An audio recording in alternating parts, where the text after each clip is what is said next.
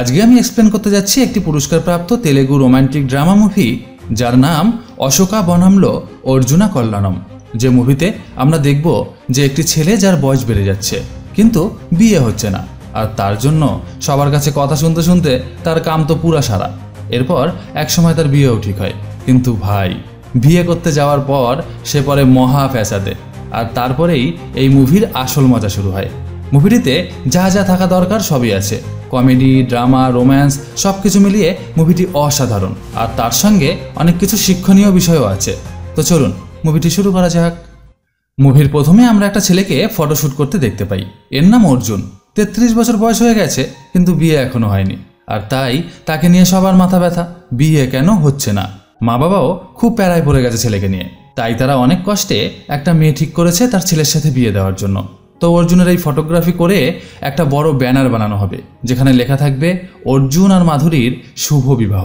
Photoshoot হয়ে যাওয়ার পরে সেই ব্যানার বানিয়ে অর্জুন বাসায় নিয়ে আসলে তার মা বলে, বেটা যা, তোর বোন চিন্নি তোর জন্য অপেক্ষা করছে, তোর চুলে যেন কি মাখাবে। অর্জুন চিন্নির ঘরে যেতে লাগলে তার বাবা এসে বলে, কিরে অর্জুন, কি ব্যানার বানিয়ে নিয়ে আসছিস? ব্যানারে কেউ এইরকম কালার দেয়? দূর থেকে তো ব্যানারের লেখাটাই চোখে পড়বে না। অর্জুন বলে, বাবা যারা এইসব ব্যানার বানায় তারা তোমার আমার থেকে বেশি ভালো জানে যে কি কালার দিতে হবে। ও তাই, তাহলে তোরা কি করতে পাঠাইছি? হ্যাঁ। অর্জুন কোনো কথা না বলে চিন্নির ঘরে গেলে চিন্নি অর্জুনকে যখন তার মাথায় মেহেন্দি লাগাতে লাগে তখন তার দুলাভাই বলে, আরে শালাবাবু যে, কি অবস্থা, কেমন আছো? এই তো আছি কোনো রকম। আপনি কখন আসলেন? এই তো একটু আগে আসলাম। তা তুমি আমার বউটারে এত খাটাচ্ছ কেন? দেখো না প্রেগনেন্ট। আমাকে বলতা, আমি তোমার মাথায় মেহেন্দি করে দিতাম। অর্জুন বলে, ধুর কি যে বলেন। আসলে অর্জুনের আগামীকাল এঙ্গেজমেন্ট, তাই এখানে এত তোড়জোড়। এরপর সিন চলে আসে পরের দিন সকালে। অর্জুন তার পরিবারকে নিয়ে মাধবীদের বাড়ির উদ্দেশ্যে রওনা দিলে যখন তাদের গাড়ি মাধবীদের বাড়ির সামনে এসে পৌঁছায় তখন হবু জামাইকে ওয়েলকাম করার জন্য বাড়ির সবাই গাড়ির কাছে আসতে লাগে। আর এই হচ্ছে মাধবীর বাবা, যার নাম সুরিবাবু। খুবই শান্তপ্রিয় একজন মানুষ। আর এই যে পাশে যাকে দেখতে পাচ্ছেন ইনি হচ্ছে মাধবীর মামা, যার নাম রামবাবু। এনার একটা বদ অভ্যাস আছে, ইনি আস্তে কোনো কথাই বলতে পারেন না। তো বাস থামলে বাসের সবাই যখন নিচে নামতে যায় তখন অর্জুনের ফটোগ্রাফার বলে, এই না না না দাঁড়ান, কেউ নিচে নামবেন না, লেডিস ফার্স্ট, আগে মহিলারা নামবেন, আর অর্জুন স্যার আপনি নামবেন সবার শেষে। একজন বলে, তাহলে আমরা কি এখন বাসেই বসে থাকবো? ইনি হচ্ছে অর্জুনের আঙ্কেল। এনাকে উপরওয়ালা পৃথিবীতে ঝগড়া করার জন্যই পাঠাইছে। রাগ যেন এনার ব্যক্তিগত সম্পত্তি। এনার সাথে কারো মনের যদি অমিল হয় তাহলে তার দফা রফা শেষ। তো ফটোগ্রাফারের কথা মতো সমস্ত মহিলারা বাস থেকে ধীরে ধীরে নামার পর পুরুষরা বাস থেকে নামতে লাগলে অর্জুনও তাদের পিছিয়ে পিছিয়ে যেই বাস থেকে নামে অমনি মাধুরীর মামা দৌড়ে গিয়ে অর্জুনকে জড়িয়ে ধরে বলে, আরে জামাই বাবা যে, কেমন আছো? আসতে কোনো অসুবিধা হয় নাই তো? সে যখন এইসব কথা বলতে লাগে তখন পিছন দিক থেকে ফটোগ্রাফার বলে, এই হারামি, এই তুই কে রে? দেবো না কানের নিচে, সর এখান থেকে, দেখিস না এখানে ফটোশ্যুট চলছে। মামু তো শখ, আরে না না মানে আমি তো মেয়ের মামা। ওহো সরি মামু, আসলে ফটোশ্যুট চলছে তো তাই আর কি। অর্জুন ভাইয়া আপনি আরেকবার বাস থেকে নতুনভাবে নামেন না প্লিজ। এই বলে ফটোগ্রাফার ক্যামেরার কাছে গিয়ে ফটোশ্যুট করার জন্য রেডি হলে অর্জুন তো সেই ভাব নিয়ে ধীরে ধীরে বাস থেকে হিরোর মতো নামতে থাকে। সবাই অর্জুনের দিকে তাকিয়ে আছে, কিন্তু এ কি, অর্জুন তো বাস থেকে নামতে গিয়ে একদম চিটপটাং। ক্যামেরাম্যানের তো মাথায় হাত, কি একটা অবস্থা। ক্যামেরাম্যান বলে, অর্জুন ভাইয়া প্লিজ আরেকবার। অর্জুন ইশারা করে বলে, ভাই অনেক হয়েছে, আর না, ক্ষমা কর আমারে। এরপর অর্জুন তার পরিবার নিয়ে বাসার ভেতরে আসলে মামু বলে, জামাই তোমার গরম টরম লাগে নাকি? না না ঠিক আছে। মামু বলে, এই কে কোথায় আছিস, একটা পাখার ব্যবস্থা কর, জামাইয়ের গরম লাগে। অর্জুনের পরিবার তো ভয় লাফ দিয়ে ওঠে, কারণ উনি এত জোরে কথা বলছে যেন মনে হচ্ছে এখানে এক্ষুনি মারপিট লাগবে। এর মাঝেই সেখানে বসুধা আসলে মামু বলে, এই বসুধা তোর দুলাভাইয়ের জন্য একটা পাখার ব্যবস্থা কর তাড়াতাড়ি। জামাই বাবা এই হচ্ছে মাধুরীর ছোট বোন, ও কিন্তু খুব দুষ্ট, তাই ওর কাছ থেকে একটু সাবধানে থেকো। তবে ওর দিদি কিন্তু সম্পূর্ণ বিপরীত, খুবই শান্ত। এই বলে মামু চলে গেলে অর্জুনের শ্বশুর বলে, বাবা ওর কথায় কিছু মনে করো না, ও এইরকমই। এরপর সিন চলে আসে মাধবীর কাছে। অর্জুন তো মাধবীকে দেখে বিশ্বাসই করতে পারে না যে এত সুন্দর একটা মেয়ে তার জীবনে কখনো বউ হয়ে আসতে পারে, তাই সে অপলক দৃষ্টিতে মাধবীর দিকে তাকিয়ে থাকে। এর মাঝেই এঙ্গেজমেন্টের অনুষ্ঠান শুরু হয়। এই এঙ্গেজমেন্টের অনুষ্ঠান শেষ হয়ে যাওয়ার কিছুদিনের মধ্যেই তাদের দুজনের বিয়ে হবে। এরপর আংটি বদল থেকে শুরু করে যা যা নিয়মকানুন আছে তা সব শেষ করার পর অর্জুন যখন তার পরিবারের সঙ্গে বসে থাকে তখন যেন তার মনটা কিরকম উথাল পাথাল করতে থাকে তার মাধবীকে দেখার জন্য। তাই সে তার বোন চিন্নির কাছে এসে আস্তে আস্তে বলে, এই চিন্নি তোর ভাবিকে তো কোথাও দেখতে পাই না, একটু খুঁজে দেখ না তোর ভাবি কোথায় আছে। চিন্নি তখন মাধবীর বোন বসুধার কাছে গিয়ে মাধবীর খোঁজ করতে লাগে।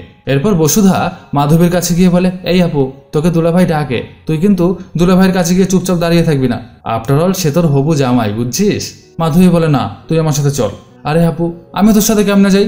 সে তো তোর সাথে একাকে একটু কথা বলতে চায়, তাই না? কিন্তু মাধবী বসুধার কোনো কথা না শুনেই তাকে নিয়ে অর্জুনের সাথে দেখা করতে গেলে অর্জুন বলে, হায়। মাধবী বলে, জি। মাধবীর এই অবস্থা দেখে বসুধা বলে, হায়, আমি বসুধা, ওর ছোট বোন। আপনি তো শুনেছি বিজনেস করেন, তাই না? অর্জুন বলে, হ্যাঁ, আমার একটা বিজনেস আছে। বসুধা বলে, আরে দুলা ভাই, আপনার গলার ভয়েসটা তো খুব মিষ্টি, আমিও তো আপনার প্রেমে পড়ে যাই। অর্জুন তো অবাক, সে বলে, মানে? না মানে আপনাকে তো দেখতে বেশ হ্যান্ডসাম। আচ্ছা, আমার মনে হচ্ছে পিছন দিকে আড়ালে বসে কে যেন আমাদের কথাবার্তা শোনে, আপনি একটু আগিয়ে দেখেন তো কেউ ওখানে আসে কিনা। অর্জুন সেটা দেখার জন্য 2 পাও আগালে বসুধা বলে, আরে দুলা ভাই, আপনার তো হাঁটাটাও খুব সুন্দর, মনে হচ্ছে আমি আপনারে বিয়ে করে ফেলি। বোনের এসব কথা শুনে মাধুরী তাকে একটু সাইডে ডেকে এনে বলে, এই তুই তোর খসরামি বন্ধ করবি? কেন? আমি তো তখন আসতেই চাইছিলাম না, তুই তো আমাকে জোর করে নিয়ে আসলি আপু। আর তুই তো দুলাভাইয়ের সাথে কোনো কথাই বলিস না শরমের চোটে, আমি একটু কথা বললে কি তোর হিংসা লাগে নাকি? এর মধ্যে সেখানে মাধবীর দাদি আসলে মাধবী আর বসুধা সেখান থেকে দৌড়ে পালিয়ে যায়। দাদি অর্জুনকে দেখে বলে, এই পোলা, তুমি এখানে এসে আমাদের ঘরের মেয়েদের সাথে কি কথা কও? আর তোমাকে এখানে ঢুকতেই বা কে দিল? তোমার কি ঘরে মা বোন নাই? লোকের বাড়ি এসে এইরকম করো। অর্জুন তো অবাক, দাদি কয় কি? তাই অর্জুনও চুপচাপ সেখান থেকে চলে যায়, মাধবীর সাথে আর কথা হয় না। আসলে দাদি চোখে কম দেখে, তাই ওটা যে অর্জুন সেটা সে চিনতেই পারে না। সিন চলে আসে পরের দিন সকালে। অর্জুন তার পরিবারকে নিয়ে বাড়ির দিকে রওনা দিবে বলে যখন বাসের কাছে আসে, তখন সে লক্ষ্য করে যে সবাই তাদের আগাতে আসলেও মাধবী কোথাও নেই। অর্জুনের তো মাথা খারাপ, মাধবীকে এক নজর না দেখে তার তো বাড়িতে কিছুতেই যেতে মন চায় না। এর মধ্যেই অর্জুনের বাবা বলে, কিরে, বাড়ি যেতে ইচ্ছা করে না? অর্জুন কি করে, শেষে বাধ্য হয়েই বাসে গিয়ে বসে। সবাই গাড়িতে ওঠার পর বাস ড্রাইভার গাড়িতে স্টার্ট দেওয়ার চেষ্টা করে, গাড়ি স্টার্ট নেয় না। আবার চেষ্টা করে, এবারও স্টার্ট নেয় না। কি আর করার, সবাই গাড়ি থেকে আবার নেমে আসে। এরপর অনেক চেষ্টার পরেও বাসটাকে আর ঠিক করা যায় না। বাস ড্রাইভার বলে, এই গাড়ি এখন ঠিক করা যাবে না, সারাইতে আনুমানিক 1 দিন সময় লাগবে। এদিকে রুলিং পার্টি আবার কালকে হরতাল ডেকেছে, তাই কালকে আর কোনো গাড়ি ঘোড়াই চলতে পারবে না। তাই অর্জুনের পরিবার মহা প্যারায় পড়ে যায়। তখন মাধবীর বাবা বলে, বেয়াইমশাই, একটা দিনেরই তো ব্যাপার, আপনারা বরং এখানেই থেকে যান, আর 1 দিন পরেই না হয় আপনারা যাবেন, আর ততক্ষণে আপনাদের গাড়িটাও সারানো হয়ে যাবে। এরপর সবার মত নিয়ে এটাই সিদ্ধান্ত হয় যে তারা আর 1 দিন মাধবীদের বাড়িতে থেকে যাবে। পরদিন সকালে যখন নাস্তার আয়োজন করা হচ্ছিল, তখন মাধবী সবার জন্য চা নিয়ে আসলে অর্জুন মাধবীকে বলে, মাধবী, আজকে তো আমাদের এখানেই থাকতে হবে, আর সারাদিন তো তেমন কোনো কাজও নেই, তাই ভাবছিলাম যদি তোমার সাথে কিছু ফটোশ্যুট করা যেত ভালো হতো।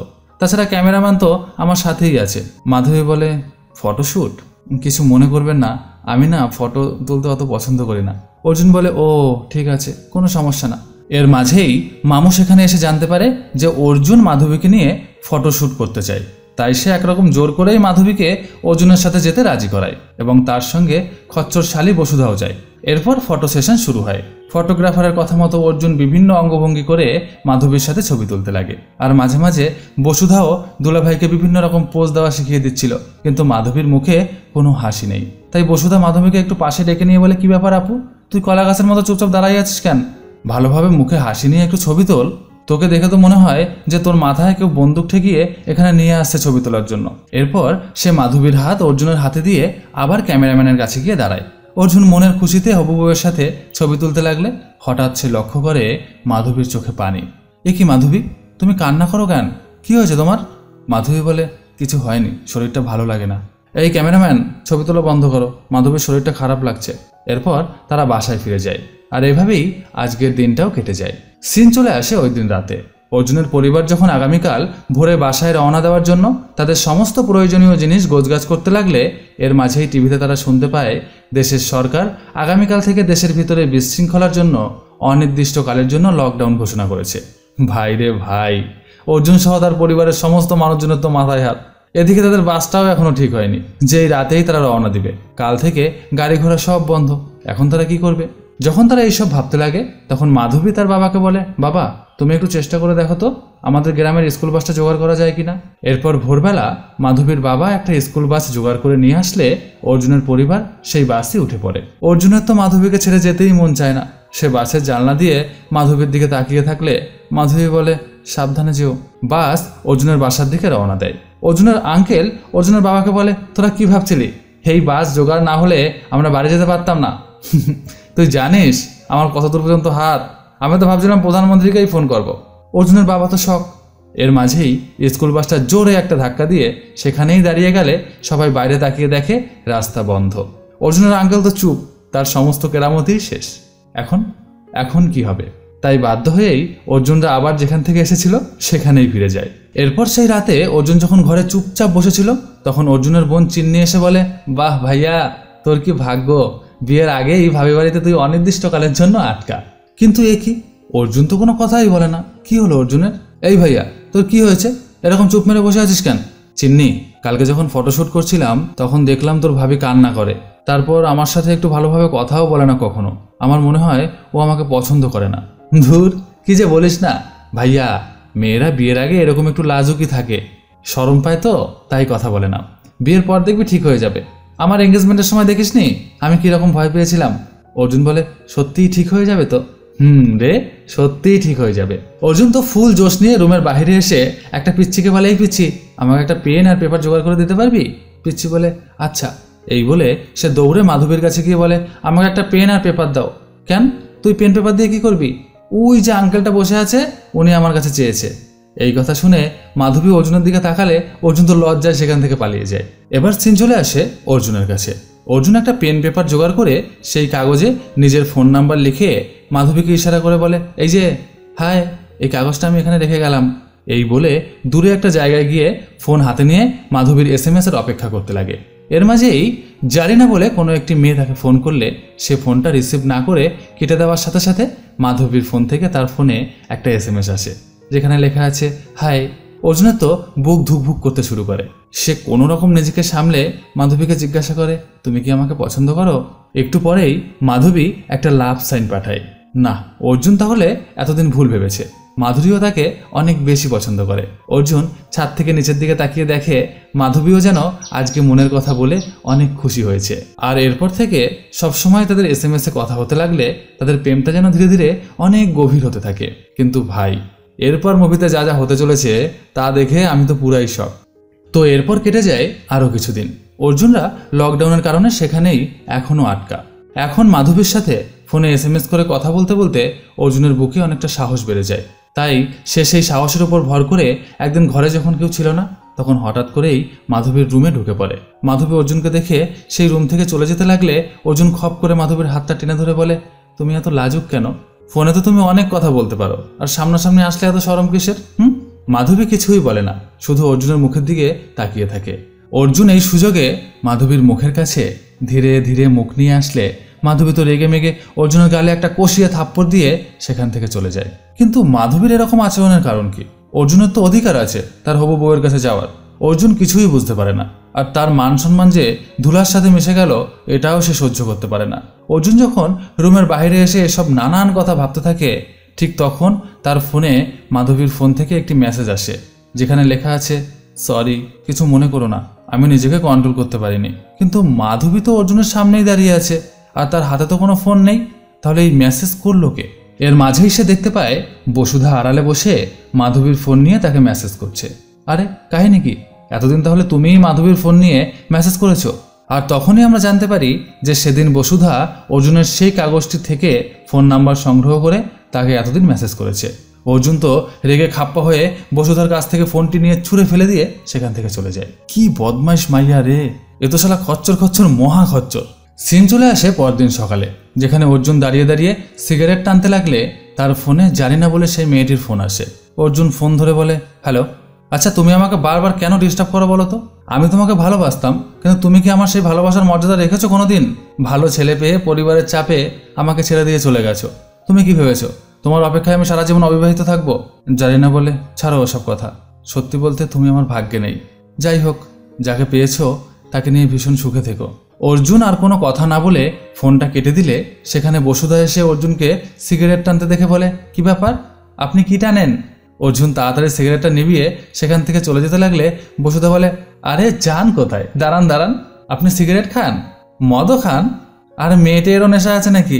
অর্জুন বলে, এই তুমি উল্টোপাল্টা বলা বন্ধ করবা? আর তুমি এখানে কি চাও? আরে দুলাভাই সরি, আমি তো আপনার সাথে মজা করছি, প্লিজ ক্ষমা করে দেন। কিসের মজা? হ্যাঁ, কিসের এত মজা তোমার? আমার পরিবারের লোক যদি জানে যে বিয়ের আগে হবু বউয়ের হাতে থাপ্পড় খাইছি, তাহলে আমার মান সম্মানটা কোথায় যাবে তুমি জানো? আর তোমার আপুর সমস্যাটা কি? বিয়ের আগে অ্যাটলিস্ট আমার সাথে একটু তো কথা বলতে পারে। আসলে সবই আমার কপাল। এই বিয়ে নিয়ে যে আমার কপালে কি লাগছে তা উপরওয়ালাই জানে। ও দুলাভাই, আমাকে ক্ষমা করে দিন না প্লিজ। আমি কথা দিলাম আপুর সাথে আপনার কথা বলিয়ে দেবো, প্রমিস। এই বলে বসুধা সেখান থেকে চলে গেলে সিন চলে আসে মাধবীর ঘরে। বসুধা মাধবীকে বলে, এই আপু কি করিস? এই বলতে বলতে সে মাধবীর কাছে আসতে দেখতে পায় যে মাধবী অঝোর নয়নে কান্না করছে। কি হয়েছে আপু, তুই কান্না করিস কেন? বসুধা, আমি বিয়ে করতে রাজি না বোন। আমি কলেজের একজন সিনিয়রকে ভালোবাসি, যার নাম বিক্রম। বসুধা তাড়াতাড়ি ঘরের দরজার খিল আটকে মাধবীর কাছে এসে বলে, বলিস কি আপু? এই কথা তুই এখন সবার সামনে কেমনে বলবি? আমি অনেক আগেই মা বাবাকে বলেছিলাম, কিন্তু তারা রাজি হয়নি। আমি যে ওকে ছাড়া বাঁচবো না রে বোন। তাহলে এখন কি করবি আপু? আমি কি একবার বাবার সাথে কথা বলে দেখবো? না রে বসুধা, কোনো লাভ নাই। সিন চলে আসে অর্জুনের কাছে। অর্জুন বসুধার জন্য অপেক্ষা করছে। আর ঠিক তখন অর্জুন বসুধাকে দেখতে পেয়ে বলে, কি ব্যাপার, মাধবী কি কথা বলতে রাজি হয়েছে আমার সাথে? বসুধা তো মাথা নাড়িয়ে ইশারা করে বুঝিয়ে দেয় যে না। এর মাঝেই অর্জুন পিছনে ঘুরে দেখে যে মাধবী তার পিছনে এসে দাঁড়িয়েছে। অর্জুন তার দিকে তাকালে মাধবী বলে, সরি, আসলে আমি বুঝতে পারিনি। অর্জুন এত কষ্টের মধ্যেও একটু খুশির আলো দেখতে পেয়ে বলে, না না ঠিক আছে, আমি কিছু মনে করিনি। মাধবী আর কিছু না বলেই সেখান থেকে চলে গেলে অর্জুন বসুধাকে এসে বলে, থ্যাঙ্কস, আমি জানি তুমি ওকে কথা বলার জন্য রাজি করিয়েছ। কালকে ভোরে সেদিন আমরা যেখানে ফটোশ্যুট করেছিলাম সেখানে ওর সাথে দেখা করব, মাধবীকে বলে দিও। বসুধা বলে, ঠিক আছে, কিন্তু তার মুখে আর কোনো হাসি নেই। আর সেই রাতে অর্জুন সারা রাত মাধবীকে নিয়ে নানান ধরনের রোমান্টিক স্বপ্ন দেখার পর ভোরে ঘুম থেকে উঠে দেখে তার পরিবারের সবাই চুপচাপ বসে আছে। অর্জুন বসুধাকে ইশারা করে বলে, কি হয়েছে? বসুধা কিছুই বলে না।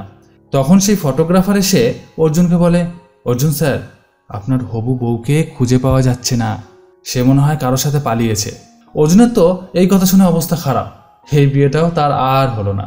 সিন চলে আসে একটি পুলিশ স্টেশনে, যেখানে মাধবীর বাবা আর মামা মাধবীর নামে মিসিং ডায়েরি লিখিয়ে বাসায় ফিরলে মাধবীর মা তার বাবাকে জিজ্ঞাসা করে, কি বলল পুলিশ?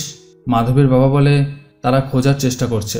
অর্জুনের আঙ্কেল বলে, কি খুঁজবে? হ্যাঁ, মেয়ে কি কিডন্যাপ হয়ে গেছে? সে তো অন্য পুরুষের হাত ধরে পালিয়ে গেছে।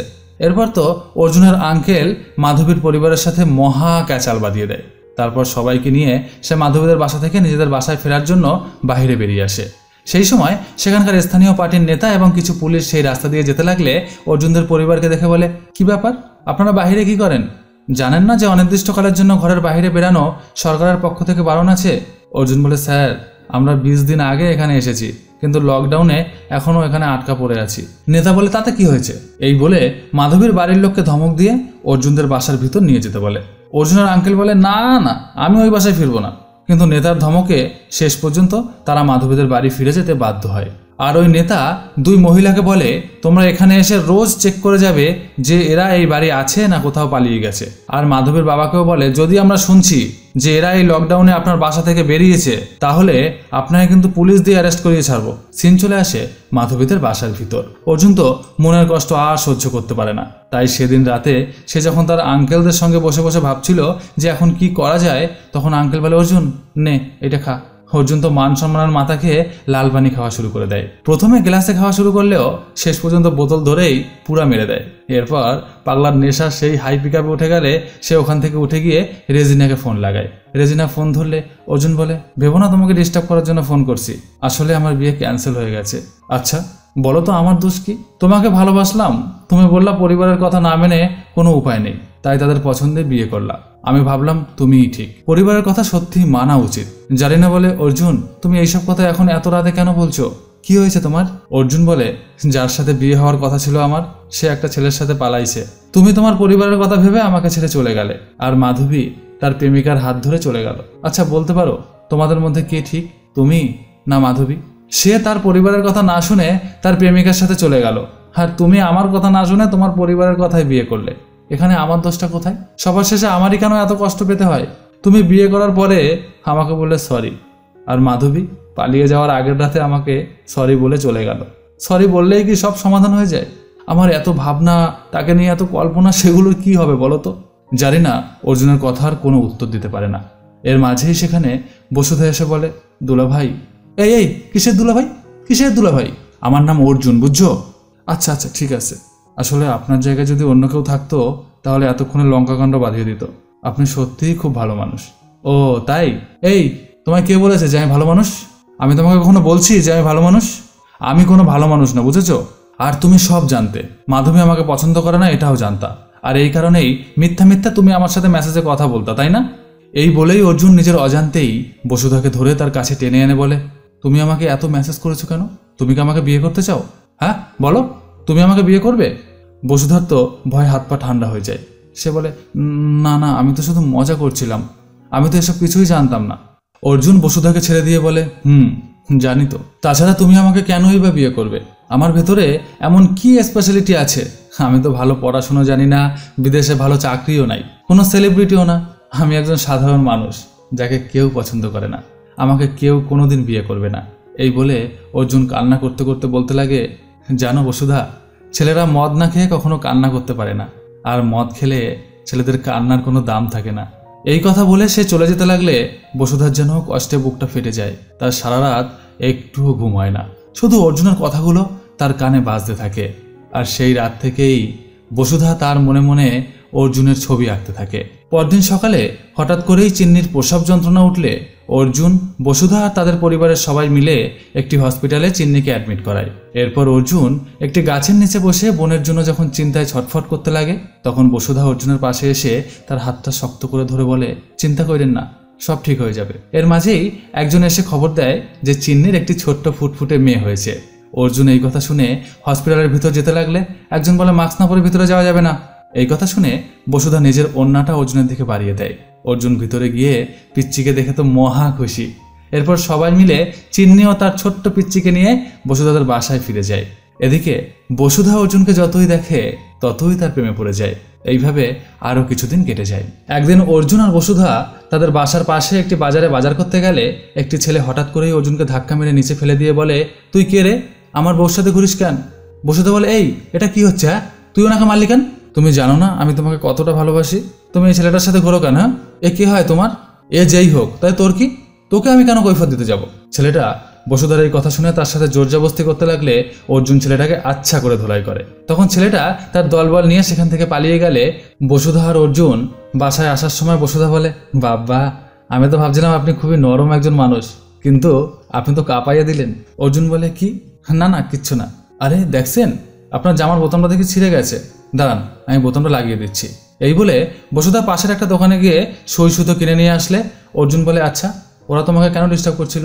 বসুধা একটু লজ্জা লজ্জা ফেসে বলে, যখন আমি কলেজে ফার্স্ট ইয়ারে পড়তাম তখন সবাইয়ের বয়ফ্রেন্ড ছিল, আমি ছাড়া, তাই ওকে বয়ফ্রেন্ড বানানোর জন্য আমি একটা লাভ লেটার পাঠাইছিলাম, কিন্তু আমি 2 দিন পরে আমার নিজের ভুল বুঝতে পেরে ওর ধারে চিঠিটা ফেরত চাইছিলাম, কিন্তু ও আর চিঠিটা ফেরত দেয়নি, আর সেই থেকেই ও আমার পিছে পড়ে আছে। অর্জুন হাসতে হাসতে বলে, বাহ বাহ, গ্রেট লাভ স্টোরি। আমি তো আমার কথা আপনাকে বললাম, তবে আপনি কিন্তু কিছুই বললেন না। আমি জানি আপনারও একটা কাহিনী আছে, সেদিন আপনি ফোনে যেন কোন মেয়ের সাথে কথা বলছিলেন, আমি শুনছি। অর্জুন বলে, সবার মতো আমারও একটা লাভ স্টোরি ছিল। যখন আমি ইন্টারে পড়তাম তখন জারিনা বলে একটা মেয়েকে ভালোবাসতাম, আর তারপরে তার সাথে ঘটে যাওয়া সমস্ত কাহিনী সে বসুধাকে বলে দেয়। এইসব কথা শুনে বসুধা বলে, জীবনে যতক্ষণ পর্যন্ত কেউ স্থায়ী হচ্ছে ততক্ষণ এরকম আসা যাওয়া লেগেই থাকে, তাতে মনে কষ্ট পাওয়ার কি আছে? একদিন দেখবেন এমন কেউ জীবনে আসবে যে সারা জীবন থেকে যাবে। আর হ্যাঁ, সব মেয়েরা সেলিব্রিটি অথবা বিদেশে থাকা ভালো বিজনেসম্যান পছন্দ করে না, আমার মতো অনেক মেয়েই অর্জুনের মতো ছেলেও পছন্দ করে, বুঝছেন? এই বলে বসুধা চলে গেলে অর্জুনের তো সেই ভাব, এই প্রথম কোনো মেয়ে তাকে পছন্দের কথা বলল। অর্জুনের দুঃখের সময় কেটে ধীরে ধীরে খুশির দিন আসতে লাগে। আর এর মাঝেই একদিন বসুধার বাবা বসুধার ঘরে গিয়ে দেখে যে বসুধা একটা সাদা পৃষ্ঠায় অর্জুনের ছবি এঁকে রেখেছে। তার আর কিছুই বোঝা বাকি থাকে না। বসুধা তখন ঘরের ভেতরে আসলে তার বাবা বলে, এটা কি বসুধা? বসুধা কোনো উত্তর দেয় না।